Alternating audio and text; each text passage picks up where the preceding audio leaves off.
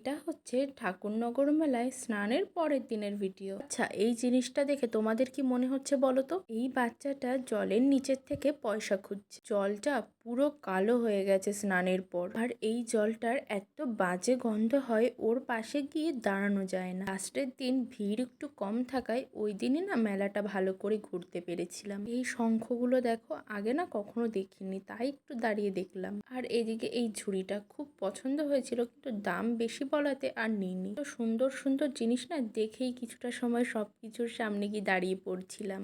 আমি না এই দোকানের সামনে গিয়ে বলছি, দাঁড়াও আমি আগে একটা ভিডিও করে নিই, তারপরে জিনিসপত্র দেখবো। এই যে চুলের কাঁটাগুলো দেখছো, আমি এখান থেকে একটা চুলের কাঁটা নিয়েছি। যেহেতু মেলায় বসেছে সেই জন্য সমস্ত জিনিসের দাম না একটু বেশি। তারপর এই চীনামাটির একটা কৌটোও নিয়ে নিয়েছি। এই গাছটা কে কে দেখেছো বলো তো? আমি জিনিসপত্র নিয়ে বাড়ির দিকে দৌড়াই, তোমরা জলদি সাবস্ক্রাইবটা করে দাও।